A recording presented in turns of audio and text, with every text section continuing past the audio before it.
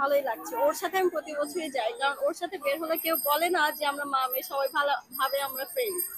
আচ্ছা, আপুর কাছে একটা কথা জিজ্ঞাসা, মায়ের সঙ্গে কতটা শেয়ার করা যায়?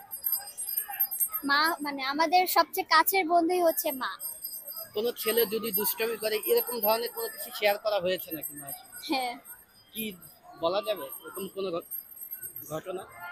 আমার স্কুল লিডারকে ডিস্টার্ব করছে, তো আমি মাকে বলছি, মানে আমার মার নাম নিয়ে সে বলতো যে আমার শাশুড়ি, আমার শাশুড়ি। তো এটা মাকে বলা হয়েছে, মা উল্টো এটা মজা নিছে। এখনো হয়নি। তার সঙ্গে এসেছে? আমার মার সাথে। মার সঙ্গে। মা আর মেয়ে হ্যাঁ, কেমন লাগছে এসে? অনেক ভালো লাগছে। মার সঙ্গে কতবার আসা হয়েছে পয়লা বৈশাখে? ছোট থেকেই মার সাথে বাবার সাথে আসা হয়েছে অনেকবার। পয়লা বৈশাখে কি আবদার ছিল মায়ের কাছে?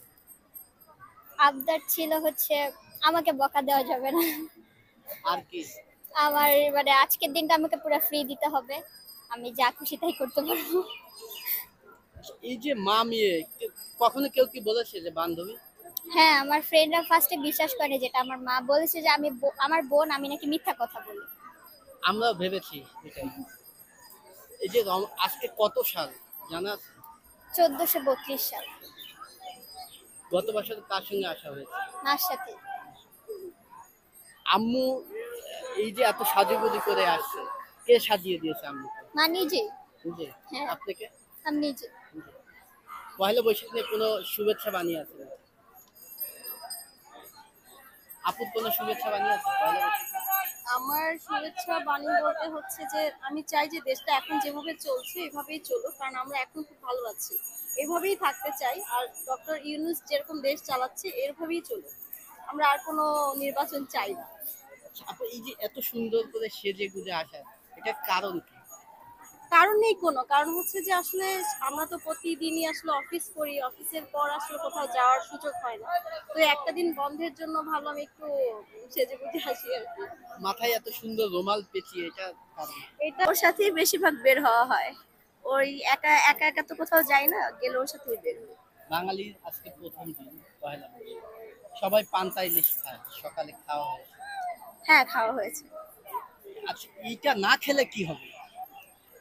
এটা না খেলে কিছুই হবে না, কিন্তু খেলে একটা শান্তি লাগে, মনে হয় যে এটা একটা নববর্ষের একটা অংশ।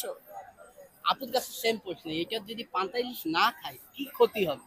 এটা আসলে বলে যে পান্তা ইলিশ খেতেই হবে, এটা আসলে ট্রেন্ড হয়ে আসছে, বাট আসলে বেসিক্যালি এরকম কিছুই না। এটা সবাই বলে যে পান্তা ইলিশ খেতে হবে, আমরা সারা বছরই কিন্তু পান্তা খাচ্ছি বা ইলিশ কিন্তু বাসায় থাকেই, কিন্তু ওই একটা দিন মানে খাওয়ার মানে হচ্ছে ওই যে ট্রেন্ড বলে না, যে সবাই খাচ্ছে পান্তা ইলিশ খাবো, পান্তা ইলিশ খাবো, ওইটা একটা ট্রেন্ড হয়ে আসছে।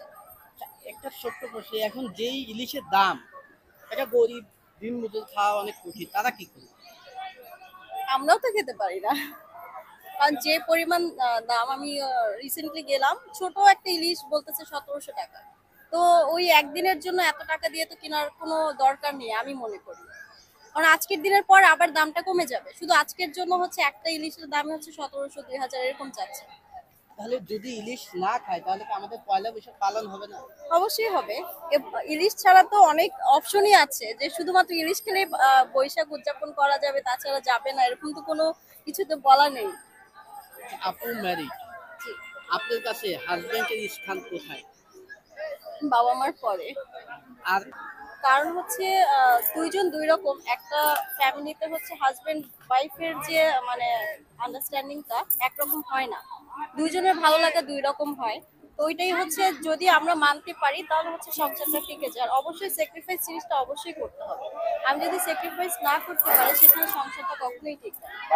সেক্ষেত্রে হচ্ছে দুইজনকেই স্যাক্রিফাইস করতে হবে। বাবা মা তো চায় যে তার মেয়ে বা তার ছেলে ভালো একটা ফ্যামিলি পাক। সবচেয়ে বেশি দরকার হচ্ছে তার ফ্যামিলি আগে, তারপর হচ্ছে ছেলেটা কেমন সেটা আগে দেখা উচিত। ছেলে ভালো জব করছে কিনা, ছেলে এডুকেটেড কিনা, এগুলোই বেশি দেখা দরকার।